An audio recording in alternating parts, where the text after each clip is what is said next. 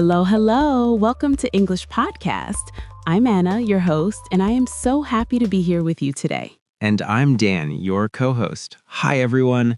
Wow, Anna, today's topic is a big one. We are talking about traveling abroad. Yes, traveling abroad, going to a different country. It is so exciting. But Dan, let's be honest, it can also be very, very funny.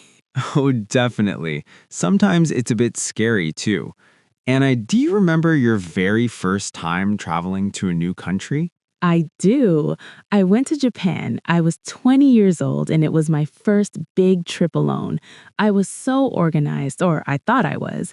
I packed my bags 3 days before the flight. 3 days? That is a lot of planning. Well, it didn't help. When I arrived in Japan, I opened my suitcase and realized I forgot my pajamas. No way. What did you do? I had 5 books and 3 pairs of shoes, but no pajamas. So I had to sleep in a big t shirt that said, I love pizza for 3 nights. Everyone in the hotel looked at me like I was a pizza fan. It was a very international shirt, I guess. Pizza English. Everyone understands that. My story is a bit different. My first trip was to Paris, France. I arrived at the airport and I was feeling very confident. I thought, I can do this. Easy. Uh-oh, those are famous last words, Dan. Exactly. I went to passport control and the officer asked me a question in French. I froze. I didn't know what to say. So I just smiled and said yes. You said yes to a question you didn't understand? Yes, I always say yes when I'm nervous. It is very dangerous. The officer looked at me very strangely. Then he asked another question in French. I just said, sorry, English, really slowly. Sometimes slow English feels like magic English. It does. My heart was going boom, boom, boom, but in the end, everything was fine. But wow, I felt like such a beginner. That is why we are here today. We want to talk about traveling abroad in a very simple way, easy English for daily life. Right, so first, let's define it. Traveling abroad simply means going to another country, not your own country. Exactly. If you live in Italy and you go to Canada, you are traveling abroad. But if you stay in your own country, that is domestic travel. Right, and there are so many reasons why people do it. Some people travel for vacation and relaxation. They want to see the beach or the mountains. Others travel to experience different cultures. They want to try new food, listen to new music, or see art. Seeing how other people live really opens your mind. And some people travel for adventure, like climbing a mountain or going on a safari. Or for work or to study, many students travel to places like the USA, UK, or Australia to learn. It's so exciting, but also you need to plan. You can't just run to the airport. Well, you can, but you might forget your pajamas like me. The very first thing you need is your passport. It's a small book that shows who you are, your name, your photo, your country. You cannot travel abroad without it. And then every time I look at my passport photo, I think, who is that person? Did my face change? I think the same thing. Now, when you start planning a trip, you have to choose a destination. Where do you want to go? You should also think about your budget. That is a big word for how much money can I spend? That is so important. A trip to Southeast Asia might be very affordable, but a trip to Western Europe can be expensive. You need to think about flights, hotels, and daily costs like coffee and bus tickets. And you have to pick the right timing. You don't want to go to a tropical beach during the rainy season, unless you like being wet and staying inside. True. Or you can travel during a festival like cherry blossom season in Japan. It's busy, but it is so beautiful. Once you know where and when, you have to book your flights. I love looking at prices online.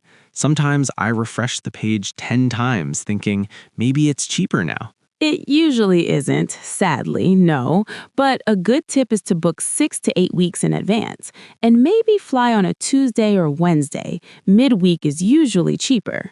That's a great tip. Okay, Dan, let's take a tiny breath here. We have our dream, we have our passport, and we have a plan. And hopefully we have our pajamas this time. Yes, we are ready for the next step. Traveling abroad starts with a dream and a list. Okay, Dan, so we have our passport and our budget, but now we need to talk about the where. Choosing a destination is the first big step. There are so many amazing places to see. It's true. Our sources show that countries like Canada, Germany, and the UK are some of the most popular places to visit or study. Oh, I love Canada. It is known for being very friendly and multicultural. That means people from many different countries live there together. It's like a big mosaic of cultures. But, Dan, if you go in the winter, you need a very, very warm coat. Definitely. And then there's the UK. It has so much history and famous places like Oxford and Cambridge. Or maybe you want to see the land of the long white cloud. That's the nickname for New Zealand. It's famous for beautiful scenery and, birds. Kiwis love their birds. I want to see a kiwi bird, but New Zealand is a bit geographically isolated. That's a fancy way to say it's very far away from other countries, so the flights might be a bit more expensive. Right. So once you pick your spot, you need an itinerary. That is just a fancy word for a travel plan or a schedule of what you will do each day. I am the queen of itineraries. I start my packing list a whole week before I leave. I write everything down so I don't forget things, like my pajamas again. A list is smart. Don't rely on your memory. And here's a great tip I learned. Roll your clothes instead of folding them. It saves so much space in your suitcase and stops your shirts from getting too many wrinkles. That's a lifesaver. And we should talk about essential items. Of course, your passport is number one, but you should also bring copies of your important documents. Keep the copies in a different bag. If you lose your bag, you still have the backup. And don't forget adapters and chargers. Different countries have different types of electrical plugs. I learned that the hard way in London. I had no phone for a whole day because I couldn't charge it. It was, very quiet. No phone, that is a travel nightmare. You need a universal adapter so you can plug your phone in anywhere in the world. Also, always pack your medications if you need them, and maybe a copy of the prescription just in case. Good point. And remember, less is more. You don't need 10 pairs of shoes. Carrying a heavy bag on a bus or train is not fun. You can usually buy things you forget once you arrive. Exactly. Now let's talk about everyone's favorite topic, money. Different countries use different currencies. You have euros in most of Europe, yen in Japan, and dollars in the US or Australia. It can be so confusing to think in a new currency. I use an app like XE Currency to check the exchange rates so I know if a price is fair. That's a great tool. And Dan, what is the best way to get cash abroad? Usually, ATMs are the easiest way to get local money. But be careful, your bank might charge you a fee for using an ATM in another country. And here's a very important pro tip. Tell your bank you are traveling before you go. If you don't, they might see a charge from a different country and think someone stole your card. They will block your card, and then you have no money in a strange place. Oh, that happened to a friend of mine in Tokyo. It was very stressful. A quick phone call or a message on your banking app can save you a lot of trouble. Definitely. And while credit cards are great, some small shops or street food stalls only take cash, so always carry a little bit of both. Okay, so we have our plan, our bags are rolled, and our bank knows we're coming. Now, where do we sleep? Accommodation. There are so many options now. You have hotels, which are usually more private, or hostels, which are cheaper and great for meeting other travelers. Or Airbnbs, where you stay in a local person's home. This is great for families because you can have a kitchen and a yard for kids to play in. My priority is always location. I would rather have a tiny, simple room near the city center than a fancy hotel that is 1 hour away from everything. I agree. It saves time and money on buses or taxis. And always check reviews. Other travelers' stories are like gold. They can tell you if a place is noisy or if the breakfast is actually good. Yes, no one wants a noisy room when they have jet lag. So, we have finally arrived. You step off the plane and everything feels, very strange. Even the air might smell different. I know that feeling. It is a mix of, wow, I'm really here, and wait, where is the exit? The signs are new, the sounds are new, and sometimes the smells are very interesting. It's the start of something completely new, and it is totally normal to feel a little bit nervous.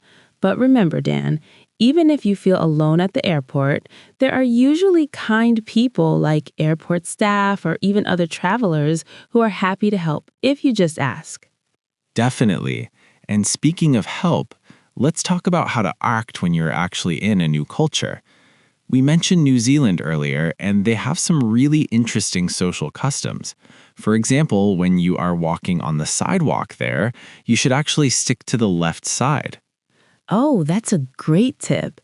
And while people in New Zealand, or Kiwis as they call themselves, are very friendly and approachable, they also really value their privacy.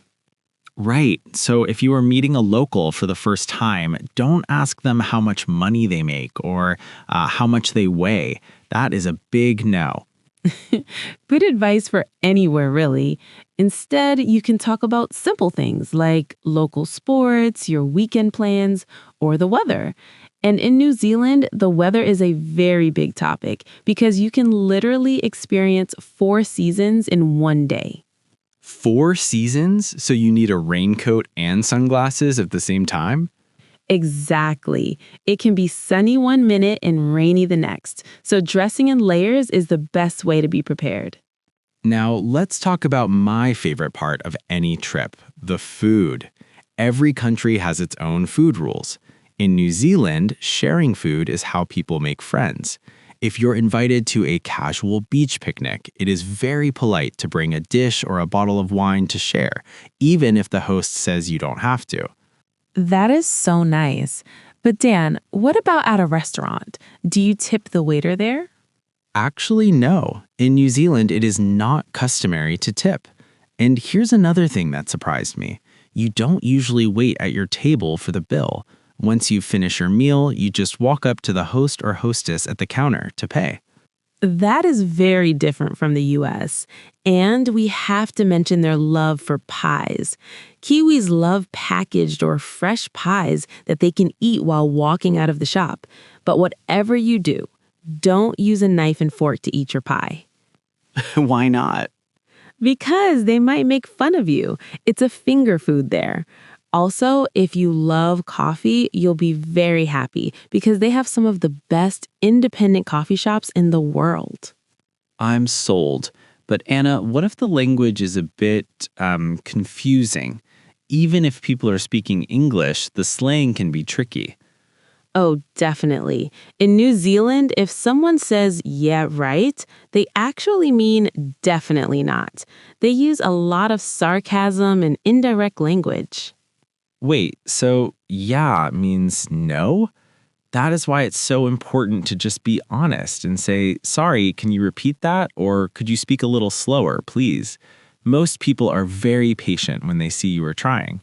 A friendly smile is basically a universal language. It helps break the ice and shows you respect the local culture.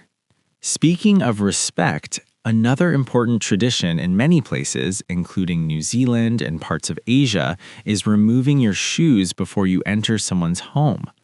Yes, always look at the front door. If you see a pile of shoes, take yours off too. It's a small thing, but it shows a lot of respect. And for our students listening, if you are traveling to study, you'll find that classroom rules are different everywhere too. In Canada or the US, teachers usually want you to ask a lot of questions and join the discussion. But in other countries, like Germany, it might be more about listening and taking very good notes. It's all about observing. Watch what the local people do and just follow their lead. If everyone is quiet on the train, try to be quiet too. If everyone is sharing food, jump in. And don't be afraid of the communication barrier. Technology is a huge help now. You can use translation apps and even point your phone camera at a sign or a menu to see what it says in your language. Those apps are like magic. But Dan, remember my I love pizza shirt? Sometimes the best stories happen when things don't go perfectly.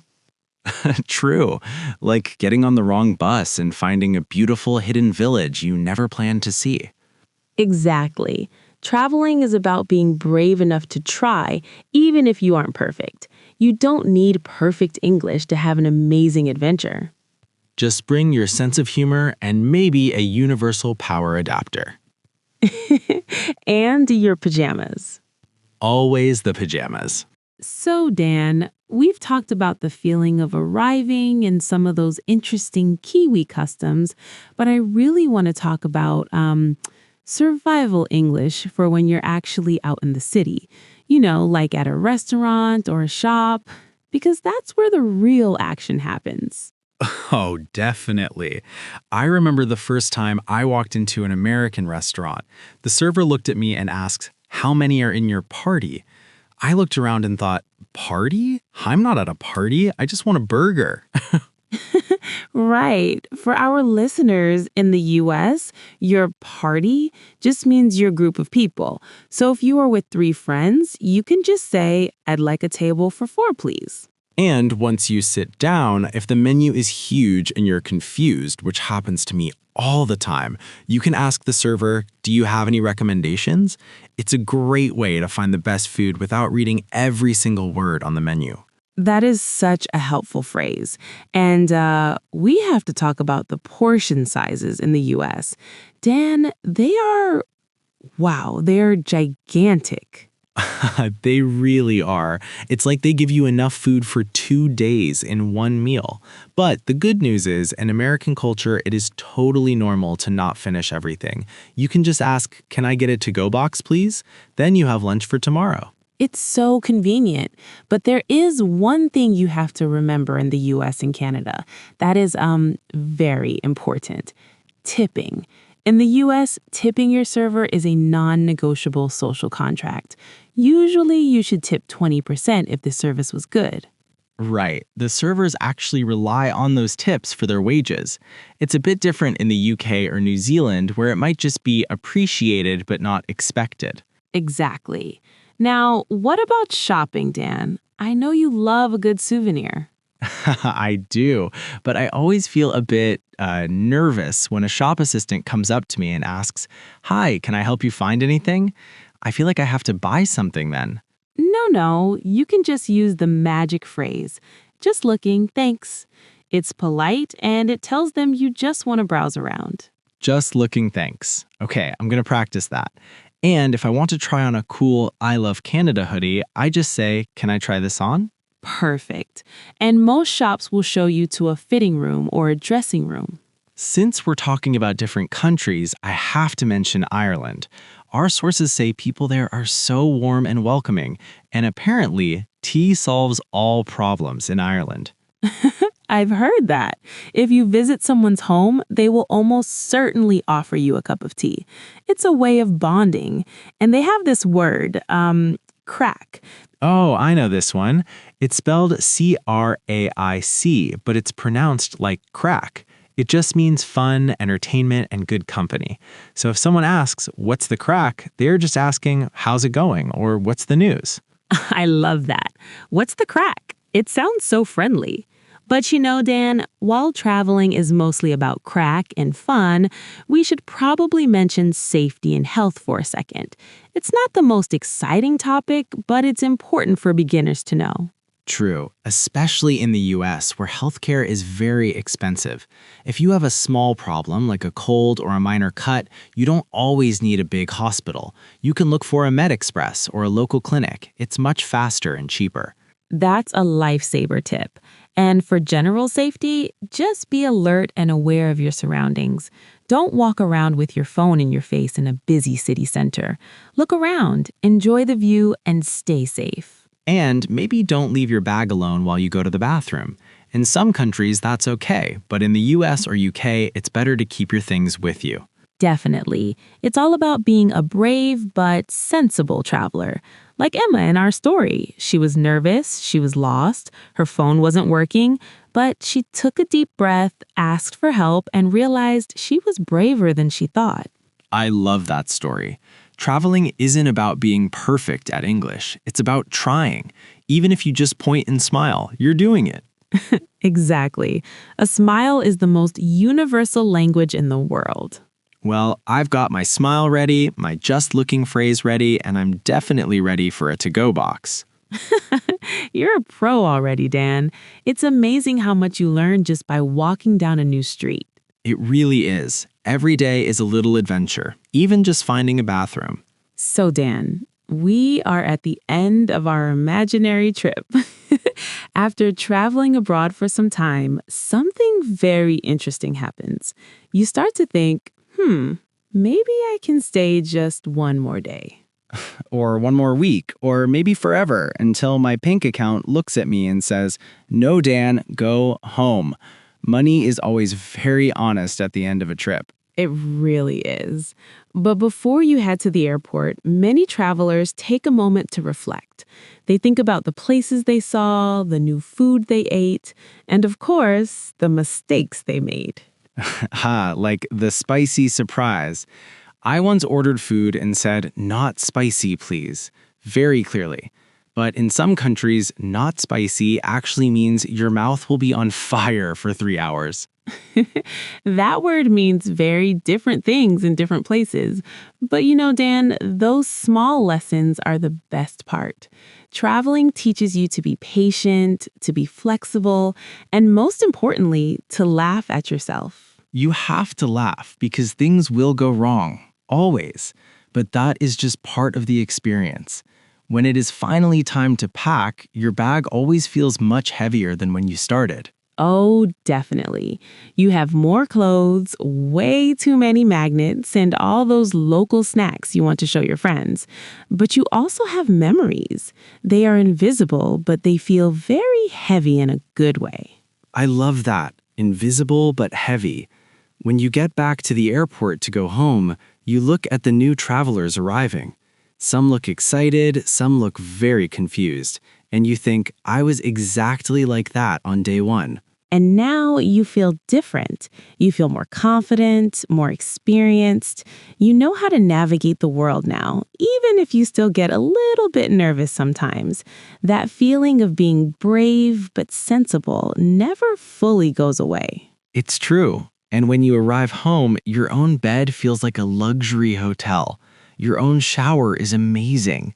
But after a few days, you start to miss the trip. You miss the sounds, the strange smells, and that one cute cafe on the corner. That feeling is what makes traveling addictive. It's a very good addiction. So for all our listeners out there, if you are dreaming of traveling abroad, please start small. Yes, practice your simple English. Learn the magic words, hello, thank you, and excuse me. Don't worry about being perfect. As we saw with Emma's story, she felt strong not because she spoke perfectly, but because she tried. Exactly. Mistakes make the best stories, and stories make the best memories. If you've already traveled abroad, think about your favorite moment or your funniest one. Did you forget your pajamas like me? Or did you talk to a stranger about his dog for 2 hours like I did? Traveling is not about being a perfect speaker. It's about being curious and open. It's about enjoying the journey, especially when you're lost. And if things do go wrong, remember there is always help.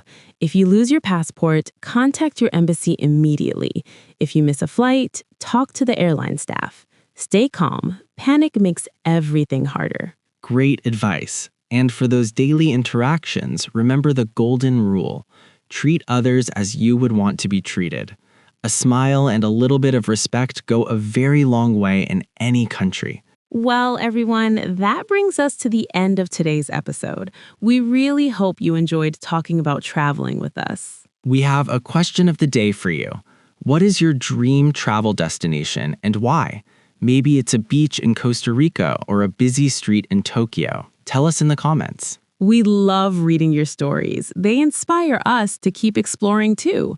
Every new word you learn is like opening a new door to the world. So keep learning, keep practicing, and most importantly, keep dreaming. Thank you so much for listening to English Podcast. If you liked this episode, please hit the subscribe button and give us a like. It helps us reach more learners like you all over the globe. And don't forget to share this with a friend who wants to travel. We'll see you in the next episode. Until then, happy travels. Bye-bye, everyone. Goodbye.